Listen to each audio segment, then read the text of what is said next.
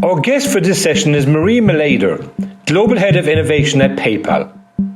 Maria is responsible for furthering PayPal's culture of innovation. She oversees global innovation initiatives, PayPal's innovation labs across the US, India and China, as well as the Global Innovation Ambassador Network spread across more than 11 locations. Prior to this role, Maria completed PayPal's 2-year technology leadership program in San Jose, California and London, and held several roles within the areas of risk management and regulatory compliance. Maria, welcome to the Mindset Shift, and it's really great to have you here. Thanks so much, Tim. It was a pleasure to be here with you. What we like to do in the Mindset Shift is find out about the individual, find out, where they're from, what makes them tick, and then obviously get into their business challenges and opportunities that they're currently facing. So tell me a little bit about yourself, where you're from and your background and your upbringing. Yeah, absolutely. Happy to. So I'm actually born and raised in Austria. I'm a proud Austrian. And I did my undergrad studies in Austria too, in my hometown in Graz. And I did sociology. After a lifelong passion for medicine, I changed my mind, let's say about 3 weeks before I signed up for university, and just decided that medicine will always be a passion in some way, but it's not going to dictate my future. So sociology it was, and thankfully I never looked back once. So I think it was the right decision at the time, even though very impulsive. So Austria, that's fascinating. I've been in Austria on a few occasions, and I mean, it's a beautiful country. That's the first thing, that I would say about Austria. And my experience have been always very pleasant in there. So what was it like in Graz, as a youngster? Tell me about that. Oh, it was amazing. I mean, like I said, it's beautiful, but I think as a youngster, teenager, you don't necessarily see the beauty per se, but it's just this buzzing place. It's a university town. There's always something happening.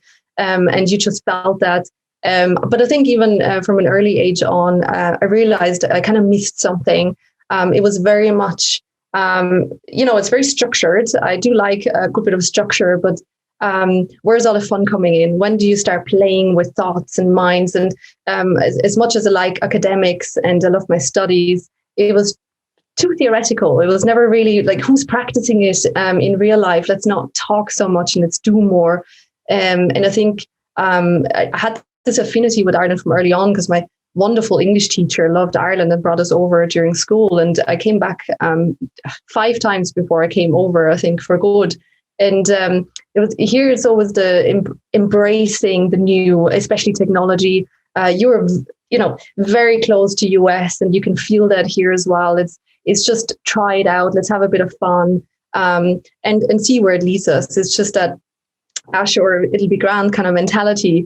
And of course, the wonderful humor that works with the Austrian humor very well, I must say, that, just instantly clicked with me. And I felt that was kind of what it was missing, although never planned to be here for like the rest of my life.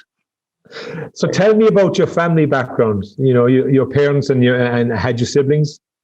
Yes, my parents, so my dad was a doctor. So I think that's where I got the whole medicine thing from and the passion for it. And my mom, a very, very engaged and passionate secondary school teacher for history and English. So my parents always taught my brother and my sister and I, you have to work hard for what you want. So there was, an extreme work ethic behind this. And I think we all definitely took that upon us as well. And they were very much, they were fighting for society. They were fighting for people. They're very empathetic people. So my mom was always in some kind of a citizens initiative to save a park or work with the kids on, safety in school and out on the streets. And so there was very much of that going on. And they brought that home, obviously. And my dad, with all his very open conversations at the dinner table, which I think a lot of people wouldn't find that appetizing necessarily, but it's just really brought real life and that human element back to us. So yeah, I think for personally why I changed my mind over medicine was purely because at the time I could only see myself as a doctor, and even though that's a wonderful profession, it's like, but what else? Like, what else could I do? Now I know better, of course. There's many things to one study. But sociology felt I could understand how humans interact with one another, the structures of society. And I always had that weird drive to measure things. I don't know. Is it this? analytical head on me as to when someone tells me you can't measure something, it's like, let me try, let me do this. And sociology was very new and try to prove that point. It's like, I think that's for me. I think that's for me. And where did you come in the pecking order of the family? So I was the middle child, so definitely the one that always had to try things out. And yeah, the sandwich kid, as they say, and, you know, very independent, because you don't want to do it like the eldest one, and you certainly aren't the cuddled one, like the little one. So you always wanted to go a different way. So I definitely fit that stereotype. It's interesting because I'm a middle child of 5, and I have an older brother, an older sister, and a younger sister and younger brother. So what I found is that you do have this, I don't want to be like my older brother and sister, obviously, and the two younger are the babies, so they get everything they want. So you do have this independence, but I also found you have an insecurity. Did you find you had that because you're the middle child? And if you had it, how did you deal with it? Yeah, completely. Yeah, absolutely. And it's funny that a lot of us who were in the same situation feel it that way. Yeah, and I think that's where this fighter, you always have to do it in a different way attitude comes from, because you're fighting with this. You're probing. You're trying to understand what it means. You're trying to find your way, and sometimes that looks like you're a lunatic to your parents or, you know, to others outside. But I think that's really exactly what you're dealing with, especially as a teenager. And that's where I had this immense drive of wanting to do something without my parents being around and helping every step along the way. And I'm not saying my brother and sister necessarily always asked for that, but, you know, they were happy with it in the structures that they had. And I was like, no, I need to understand what I am like outside of that environment. So, of course, I had to put myself in the most extreme and just go abroad, doing literally everything by myself. And, you know, it taught me a lot for the rest of my life, good and bad. And ultimately, my parents were always there to safeguard me. I mean, they were always my safety net, and they saved all of us more than once from ourselves and from whatever mistake we would have made. So that was good to know, thankfully. I think our parents are always there to save us, you know, as best as possibly they can. And that's one of the great things about having, you know, parents, especially parents who are kind to us, as obviously your parents were. I also found, as being the middle child, you know, as well as fighting for everything, you're always trying to prove yourself. And, you know, you just touched on the point there that in your teenage years, you know, people look at you in different ways. And sometimes it is, you're trying to prove yourself. You're trying to prove you are as good as your older sibling or as a younger sibling. And, you know, you get the attention that they get, even though sometimes you may not feel you get it. What were your teenage years like in Austria?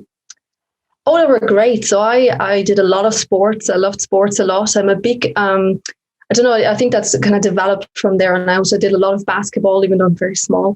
But it didn't matter. It was just that community feel, that team, being together with the team. So I played basketball and I think my parents were very happy because it distracted me from all sorts of other distractions that would have been around. I'm this odd person that loved going to school. I just genuinely liked being in school with my friends.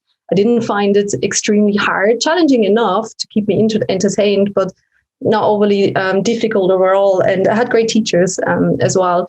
So, and I spent a lot of time in the countryside, just, you know, one-on-one and, you know, how to grow vegetables and so I had the city life during the week and then the country, because my mom's from the country, and the country life on the weekends. And I wish I could give that to my children one day, just doing that, balancing actually. I felt it was beautiful. And I was a junior paramedic because I still wanted to become a doctor. So I felt I have to do this. So between the age of 16 and 18, I was in the ambulance service in Austria, volunteering for them. And that was definitely an experience. It's fascinating. My first European Championship basketball game was actually against Austria. So it's actually interesting basketball. So we have something in common in that sense. The ambulance is fascinating. A 16 to 18-year-old, you know, young girl, you know, who's in the latter part of her teenage years, you know, volunteering to do this and seeing what you see in an ambulance. Just tell me a little bit about that. It actually stemmed from, I think that in Ireland, that would be the transition years. So in and around 15, 16. So our school gave us a week. So we had to find our own internship, so to speak, for an entire week. It felt like the most difficult task you could give anyone teenager, because of course you wouldn't want to ask anyone for favors. You wouldn't know how to do it in the first place. So a friend of mine came along saying, I'm going to the Red Cross, who actually supports our ambulance service. Do you want to come with me? Because together we're stronger. Maybe they say yes. So that's what we did. And they happily took us on. Happily, obviously you don't get much responsibility. That's what it told us anyway. So in that week, we're just tagging along as, I think, number 3 besides the driver and the actual paramedic. So, that was interesting, but you felt like a bystander. You didn't necessarily do very much. And then I just wanted to continue doing it. And every Saturday from there on out, I did my paramedics kind of education, as well as be the third person in the ambulance car. But it turned out that was a very different world to my mini internship there for a week. You were in the trenches, like full on. And it was very scary.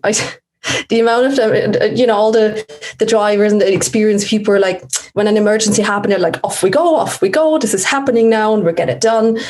I was terrified. I was absolutely terrified. So when the alarm was going off, I think the amount of times I was trying to figure out how I could hide or how I could not be found when it happened. And then, it was very hard, but it taught you as well that your world is not the only world. That safe space that your parents create, that's not it. There's so much more out there. Even in a country where you feel people are quite safe, looked after, etc. Oh no, there's huge differences in between that. And I think and ever since then, I've been volunteering in different organizations, because it's just so important to see what's out there and helping each other, and not just sit there and think, oh, my life is great. In addition to advising you and informing you that your world is different than those worlds, what did it teach you about yourself inside? What were the traits that you found out that you had that helped you in that period of time? I actually think it's funny, and I still see it. I still rediscover this a lot even today. Is how incredibly much you can do yourself. If you would have asked me when I was 16, would I be able to do this? Would I be able to, help people, endure these difficult situations during the night and during the day? I would have definitely said absolutely not. Like, are you mad? Why? How? And even to this day, this happens to me on a regular basis. Like, I can't believe I just managed to do this. I can't believe that I just learned this or trained myself or came out the other end, a better person. So I think that was the main thing. Just the constant self-reflection. I think that's really important, because you reflect a lot on how did the day go, what happened during the day, because you have to debunk to come back. Like, every person in the healthcare sector would know to do every day. I only had to do it once a week, but it teaches you to think back and learn those lessons. And tell me, so what was life like in the Carl Franson's University for you? That was it. Oh, it was great. Actually, if I look at the students today, with a very set timetables, I had a ball, frankly. There's a few classes every day, if even. Then I also opted to start working because I wanted to see what work life is like. So I worked in a shop, which was very interesting. It's also very different. So I did all of that. I started playing football in university. So clearly I felt there was enough time to do various things, and just enjoyed myself. And I feel that students today may not be able to do that as much, which I regret, because I thought it was the best time I ever had. I tried out a lot of, different musics, different hobbies, different foods, different everything. And I think these days, students are so smart these days. Obviously, that's also because they spend a lot of time in college. But, they miss that great, wonderful side that is also there besides. Did you stay at home in your college time, or did you move out? Oh, I actually stayed. Yeah, we were literally so close to university. It just made perfect sense. Okay, so you had to convince your mom that you were going to college, even though you were probably going off to music shops and to films and other things. Everywhere, yeah. Absolutely. I think they were kind of happy with me doing whatever. They were incredibly lenient, and there was never much asking, just more out of interest, like what you're up to today. And it just left me to it. I think knowing that I'm going to do what I have to do anyway. But the rest, I think some things they would have never wanted to know anyway, and other things I would have happily shared. So tell me, so 2008, you have a sociology degree, and what's the world ahead for you at that point in time? Well, I actually, so I went to Ireland, so I felt it was good to do a little gap year, as they said, which turned out to be like 13, I think. So I went to the beautiful Skerries up here in North County Dublin. And I was with an au pair family actually for a year, and they were incredibly kind. I played a lot of football with the boys. I think that's mostly what we did. And just get to know the culture again in a safe environment. So I was very lucky. And I think when I came to the end of that year, I still felt there was too much ahead of me. There was, what is the work environment like in a different language for me? What is the work environment like that isn't Austrian that I've seen? And I've seen some really bad examples of what work life is like in Austria. And I was like, I wonder what it's like here. Is it very different, isn't it? Because when I came to Ireland, I realized it was a culture shock. I didn't realize that in Europe, there could be such a culture shock. I've traveled, we've traveled to Italy and Slovenia and Hungary and all these countries because they're right beside us. But when you're only there a few days, you don't realize. And then when you go to a different country permanently, you're like, I can't find the food that I'm accustomed to. I don't understand the people half the time. I don't know. That mindset was very different. And I just couldn't cope for a long time. But it was intriguing at the same time. So let's talk about that. And as you make the point about Austria, you're located in the mainland of Europe. So you can drive to these, countries you talked about. You can drive to Germany, Hungary, Slovenia, etc., Italy. They're all within a drive. For us, obviously, from Ireland, we've got to fly to these countries or get a ferry. So even that shows the difference in the fact of, we've got to get there by a different means of mode of transport than you can. But you made a point about understanding, the culture, understanding the mindset and the challenges that pose to you, because you're finished college, you've 1 year, we'll call it as an au pair, and you're now deciding, what do I do? So how did you deal with that? It was very difficult, but I think what I didn't do enough, and I realize now in any situation that I face that I can't really understand, is the worst thing is if you don't speak about it, because no one will understand what's going on with you unless you say it. It seems so obvious, but I think it's just a natural reaction. It's like, well, I'm a guest in this country. Why would I speak up? Why would I say something? And in retrospective, my au pair parents, so to speak, they were wonderful humans. Like, they were really, really lovely and caring people. And I think they would have been there for me, but I just didn't say anything. So, when I didn't understand the kids, because it was like, what's a chipper? What does a chipper do? I did not, the smallest of things. And they would just look at you as if you're an alien, basically, even though they were told by their parents, be nice. She doesn't know all these things, But, what I didn't do enough was speak. So I found my own friends around in the community, so they were great at setting us up with other young people. And I found the odd Germans that walked around, or I found the Italians that I knew, well enough to communicate with. And in a way that gives you background, but it doesn't necessarily help you progress either, but at least you could speak to someone. So I kind of hid very much in my own culture for quite a while, because that's what I knew, without really embracing and stepping into the new. And with any situation today, I think I'm a lot more outspoken about these things. And people generally really embrace it. They really like it. And it starts a conversation that they didn't think they would have that day. So it works out both ways.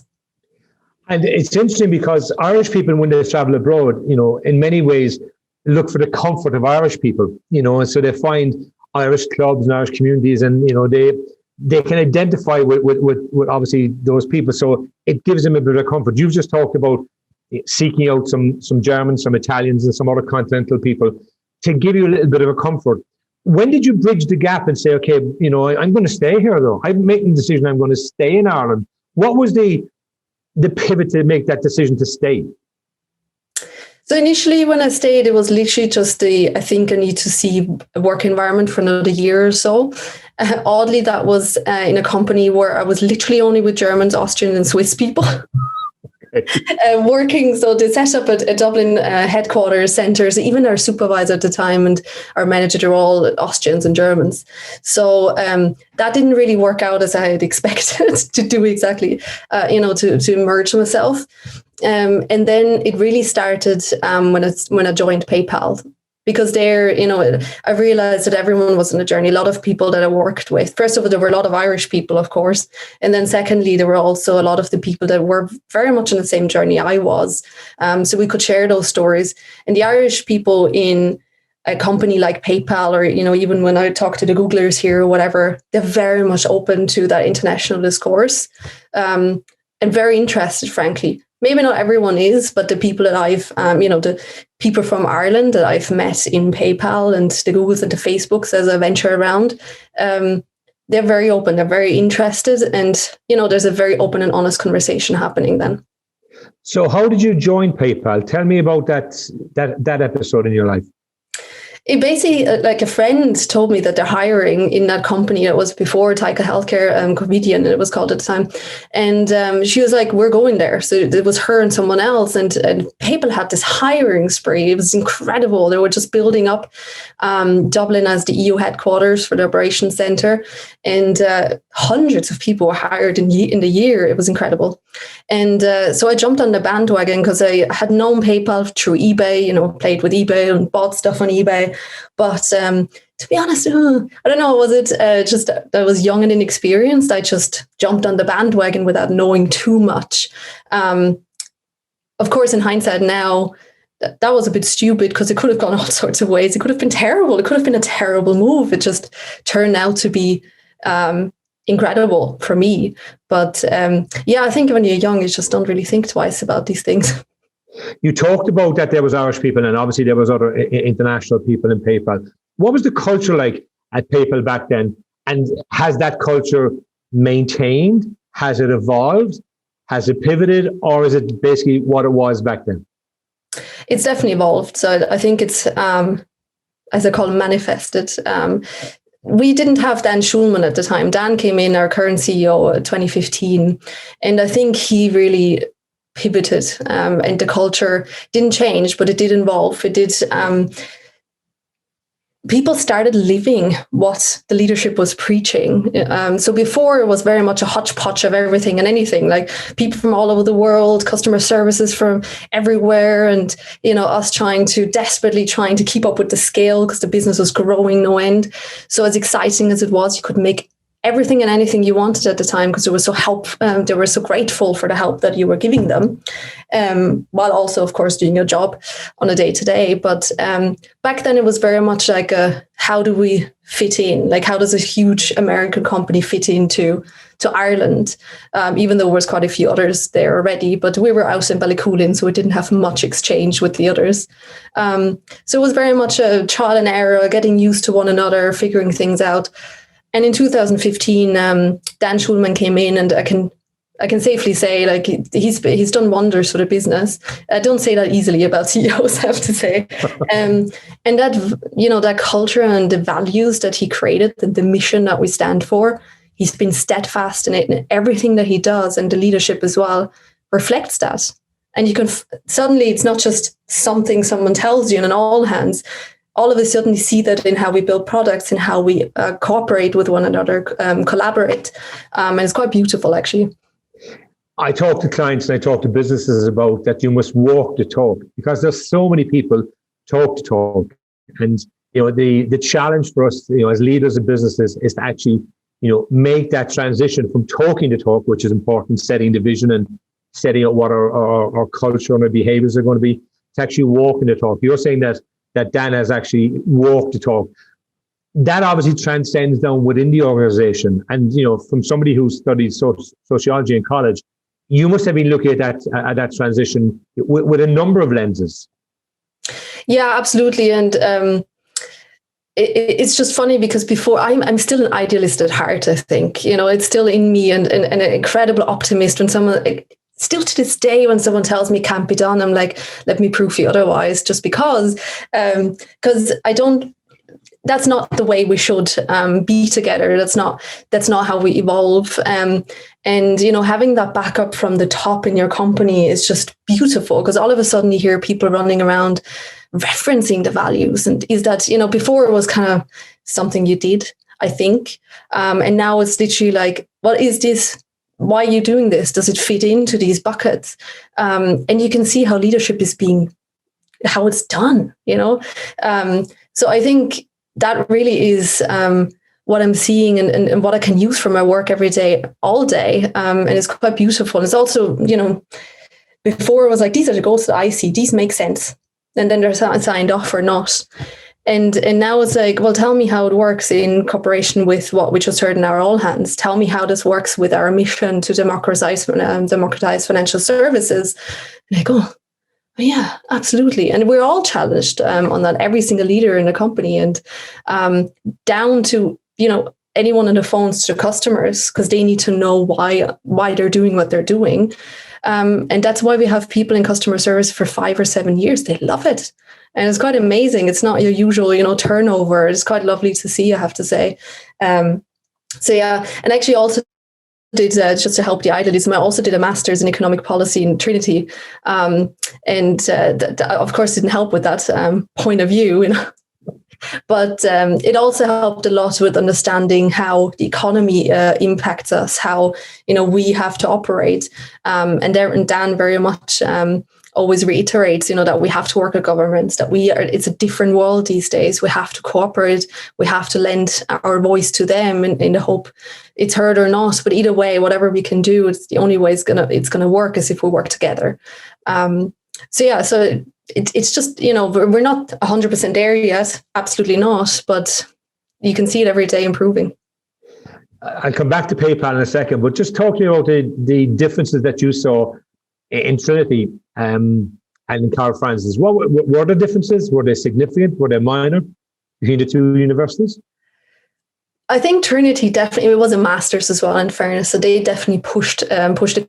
We were literally a group of 12. That was the course. So it was very intimate. I was by far the youngest. And nowhere near as experienced. Most people from the public sector didn't have any idea what these people were talking about initially. I didn't know Irish politics, but they knew the people in the politics, and you know, I was a million miles away. So I think that learning curve was enormous, because all of a sudden you felt like your professional context mattered here. Obviously, when you're in an undergrad and you just came out of school, you're all at the same level. You're all just figuring it out. So that was very different. And what I really loved and was really delivered on was the applied point of view. So it wasn't just theoretical. A lot of our projects were very much applied. We had lecturers from the actual industry. And they were wonderful lectures at the same time, because just because you're in industry doesn't make you a great lecturer, and vice versa. And it was just really well thought out. So that I really appreciated. And it felt like the perfect choice for me at the time, because like I said to you before, the theoretical is interesting. I love it. I love the discussions and the conversations. But how do you bring it into real life? And boy, they drilled that into us for sure. So, you know, it was an enormous challenge for me at the time. So in your PayPal journey, it's, you know, so you come in with hundreds of people, you know, at the start, and it's obviously progressed to different, I suppose, parts of the business.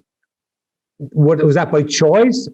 Was it by coincidence, or was it planned? Because you strike me, Maria, as somebody who, as you said earlier, you want to get things done. You're very clear about logical steps, and yet you've been in a number of different opportunities within PayPal. So how has your journey moved and weaved throughout the PayPal organization to date? Actually, that's a great observation from your end. So it actually, and that's what I try now also to share with people that ask me how they can move around and see different angles.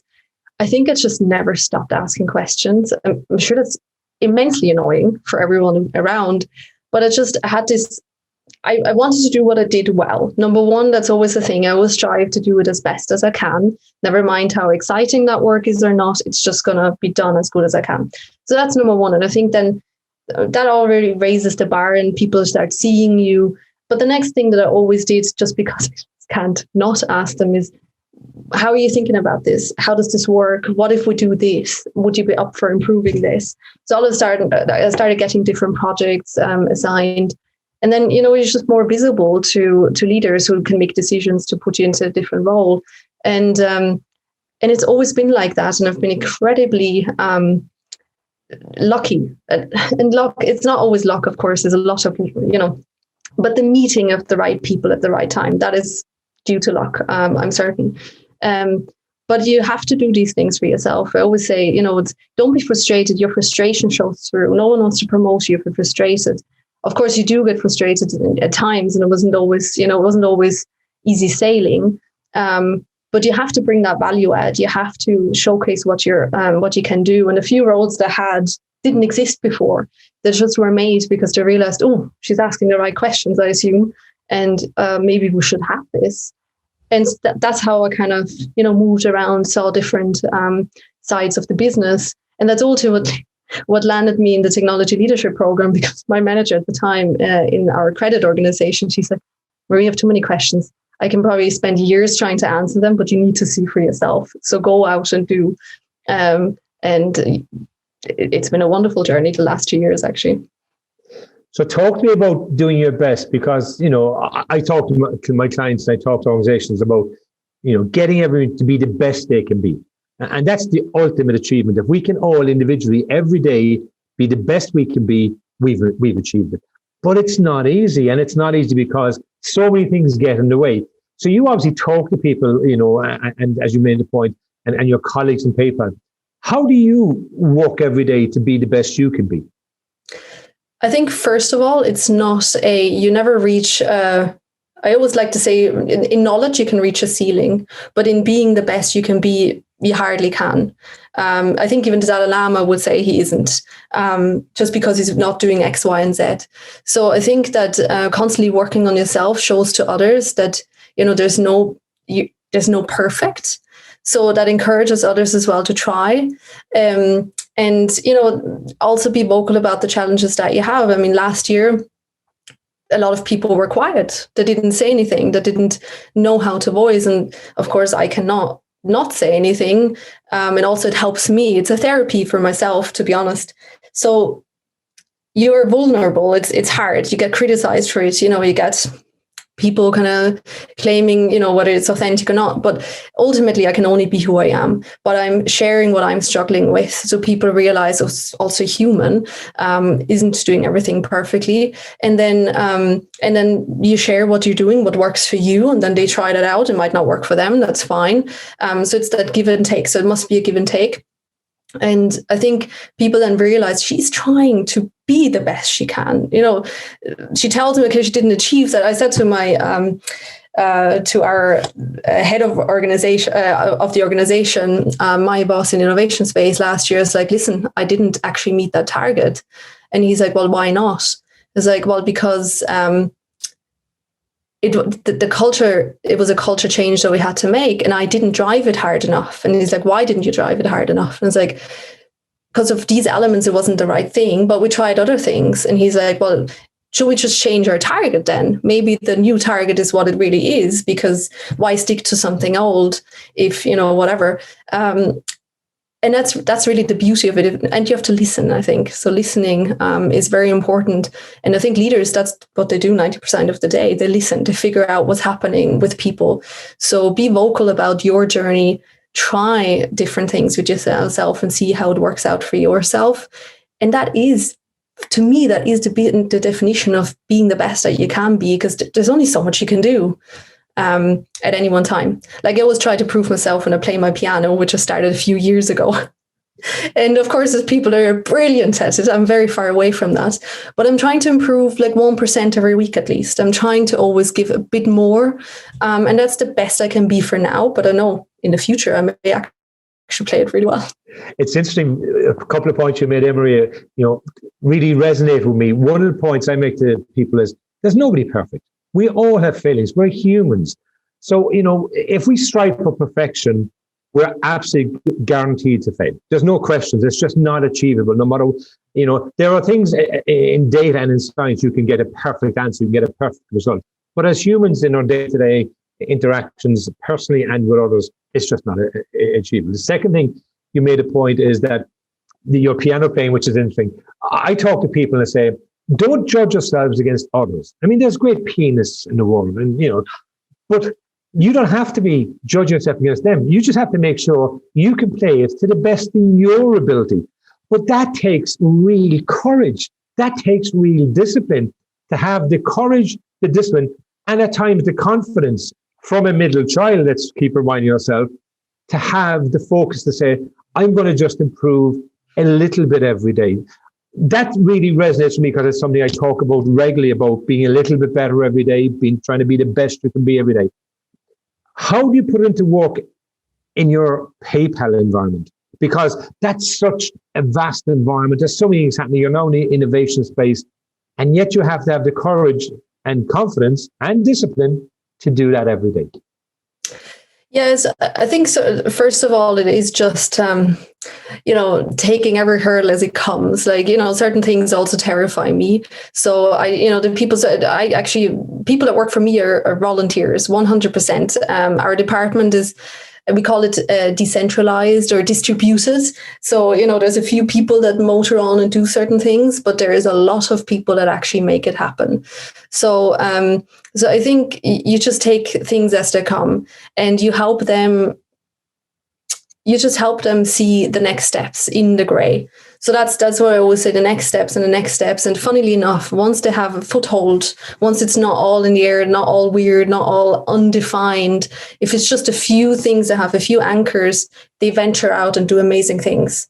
They just gain that confidence all of a sudden. And as long as I think you have to just be resilient for the first few weeks and months when you do a new project. So we had a new project start end of last year, one that's very dear to my heart. Of course, I cannot share that, but hopefully soon we'll be able to share that also externally. And it's definitely a passion of mine. It's a dream of mine. And initially, people are like, this is great. And then once you have them on, and then you start churning. Where do you start first? Who can do what? Because I'm a firm believer as well that our space should be one that people can explore to develop skills that they might not have yet. So you might be an engineer, but you want to try product management. You might, you might be but do we have a project manager and they want to do design? So of course you have to give it other time. People do not know how to do these things overnight. So I'm not making my life easier either. But first of all, it's important to create that team and community. I talked to you about that in basketball and in football when I played it.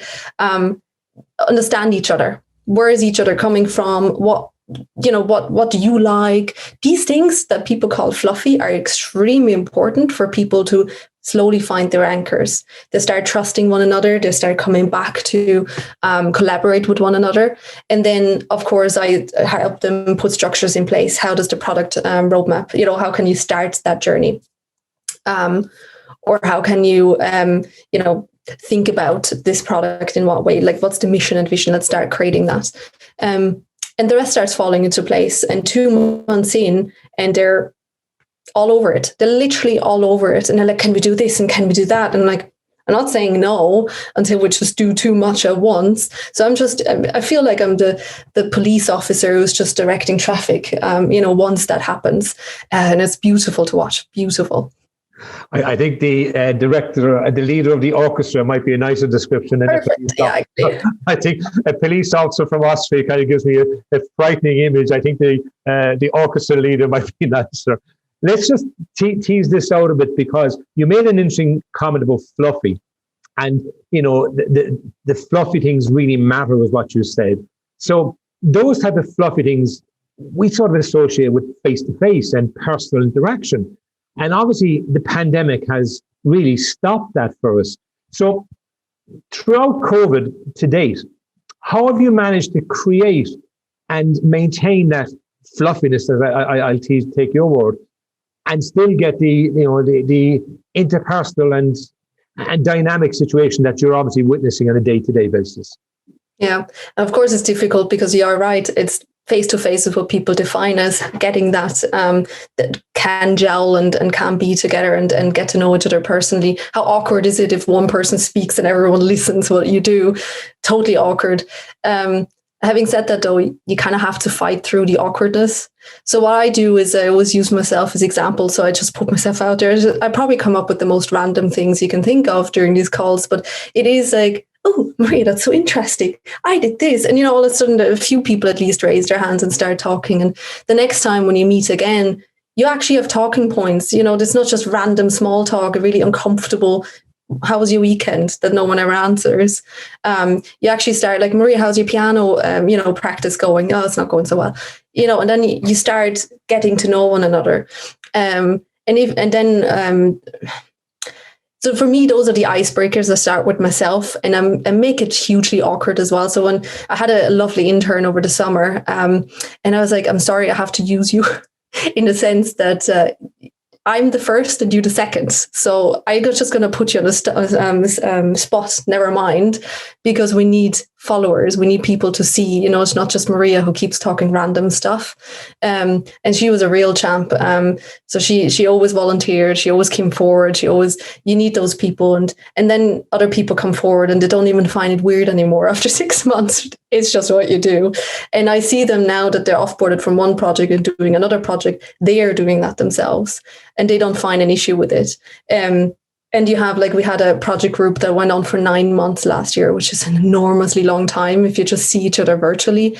And lots of whom have never seen each other in real life ever, probably won't for another while. And, we had team events at the beginning of this year still, because we're still such a close group and we still continue to be in touch today.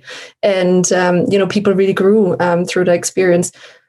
But I think it's just a lot more comfortable and you just have to dive into the really uncomfortable and just come what may. Like, some people might think you're crazy, fine, you have to deal with these things, but so be it.